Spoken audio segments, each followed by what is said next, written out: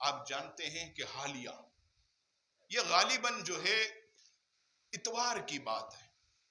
اتوار کو عزیزان گرامی سندھ کے ایک شہر حیدرآباد کے اندر چاندنی کے علاقے میں ایک عمارت کے اوپر سے اللہ تبارک و تعالیٰ کا عظمت والا قرآن جلا کر نیچے پھینکا گیا.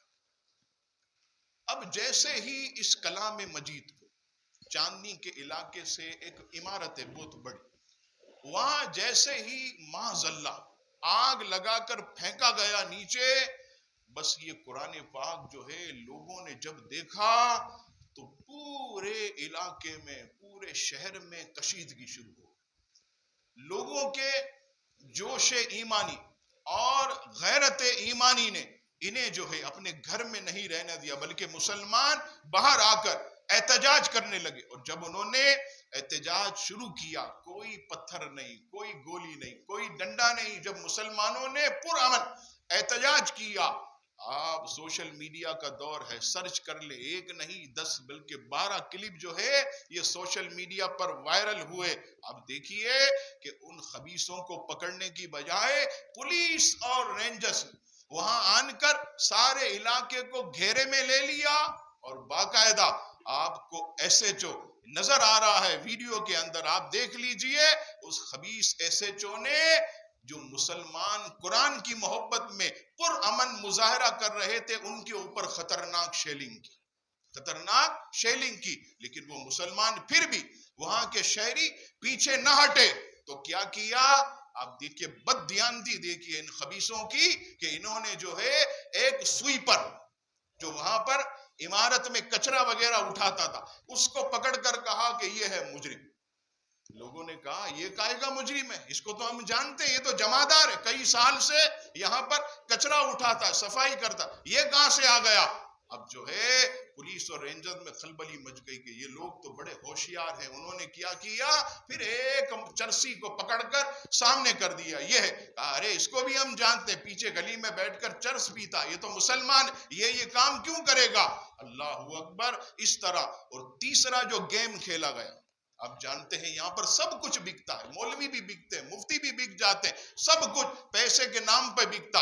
ایک آیا بے وقوف لوگوں کو بنانے کے لیے کہ قرآن مجید جب ضعیف ہو جائے تو اسے جلا دینا چاہیے. یاد رکھیے گا یہ شرعی مسئلہ کہ اللہ کا کلام جب ضعیف ہو جائے تو 2 کام کیے جائیں. کون سے؟ سب سے پہلا کام اسے دفن کیا جائے, محفوظ جگہ پر زمین کے اندر ادب کے ساتھ تعظیم کے ساتھ اسے دفن کیا جائے. اور دوسرا کام یہ ہوگا کہ بیچ سمندر کے اندر قرآن مجید فرقان حمید کو جو ہے نیچے کی طرف وزنی بورا بنا کر کے جو ہے وہ ڈالا جائے. یہ جو انجمن مقدس اوراق والے, آپ نے دیکھا ہوگا SIUT سے پہلے ان کا دفتر, تو ان کے جو چیئرمین ہیں, نام میں بھول گیا, ان سے میں نے انٹرویو لیا تو وہ کہنے لگے کہ ہمیں جو ہے حکومت پاکستان نے باقاعدہ ایک پانی کا جہاز دیا اور ہمیں جو ہے باقاعدہ سرٹیفکیٹ دیا, ورنہ کیا ہے کہ لوگ دوسرے کو قتل کر کے لاشوں کو بوریوں میں ڈال کر سمندر کے اندر ڈالتے, یہ بھی سازشیں ہوتی ہے یہاں. تو کہا کہ باقاعدہ حکومت نے ہمیں لائسنس دیا کہ ہم آپ کو لائسنس دیتے, آپ بیچ سمندر میں جا کر, مین بیچ سمندر, بہت زبردست ان کو جہاز دیا خاص اسی کام. اور جتنے بھی مقدس اوراق قرآن مجید فرقان حمید کے ضعیف نسخے وہ سب بیچ سمندر کے اندر ڈالے, ورنہ کیا ہوتا ہے آگے کی طرف آپ نے پھینک دی کوئی چیز تو تھوڑے 1-2 دن کے بعد سمندر اس کو ساحل پہ پھینک دیتا, اس کو نکال کر پانی جو ہے ساحل پہ پھینک دے. پھر کیا ہوتا ہے معاذ اللہ قرآن مجید کے نسخے جو ہے یہ ساحل پر پھیلے ہوتے, تو خاص طور پر انہیں ایک جہاز دیا گیا انجمن تحفظ مقدس اوراق والوں کو, وہ بیچ سمندر کے اندر اسے قرآن مجید فرقان حمید کو بوروں میں ڈال کر وزن ڈال کر اندر جو ہے وہ داخل کرتے, اس طرح قرآن مجید نیچے جو ہے وہ پانی میں تشریف لے جاتا ہے. یہ اس کا ادب ہے. اور یہاں بے وقوف بنایا گیا حیدرآباد میں کہ وہی جلا دو, ارے ارے یہ تو اللہ کا عذاب ہے. میں عزیزانی گرامی ابھی تک کی رپورٹ کے مطابق اصل مجرم کو گرفتار نہیں کیا.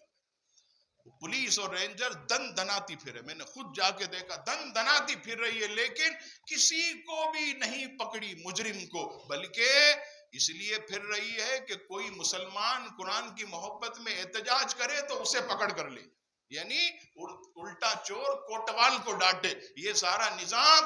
لیکن عزیزان گرامی آپ بھی جانتے ہیں, میں بھی جانتا ہوں, اللہ کی پکڑ بڑی شدید ہے, میرے مولا کی پکڑ بڑی شدید ہے. اے پولیس والوں, اے رینجرز والوں, اے حکومت کے اعلیٰ عہدیداروں, اس ویڈیو کے ذریعے, کیونکہ یوٹیوب کے ذریعے دنیا میں جاتی ہے, سنو, یہ تمہیں ہم پیغام دیتے کہ تم اگرچہ اس وقت اصل مجرم کو نہ لاؤ, لیکن یاد رکھنا یہ کلام اتنا طاقت والا ہے کہ جس طرح خبیث نے اسے جلا کر اوپر سے پھینکا ہے, اگر تم نے ان مجرموں کا ساتھ دیا تو اللہ تعالیٰ اسی طرح تمہیں بھی اوپر سے جلا کر نیچے پھینکے.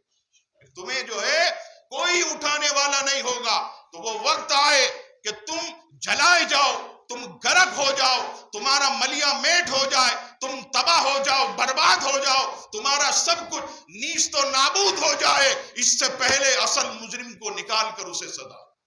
ہم ہمیشہ حکومت سے کہتے ہیں کہ ان پر پردہ ڈالا جاتا ہے, ایسے مجرموں کو چھپایا جاتا ہے, ان کی سرپرستی کی جاتی ہے. آخر کیا بات ہے, تم اس ملک کی روٹی کھاتے ہو یا اسلام کے دشمنوں کی روٹی کھاتے ہو؟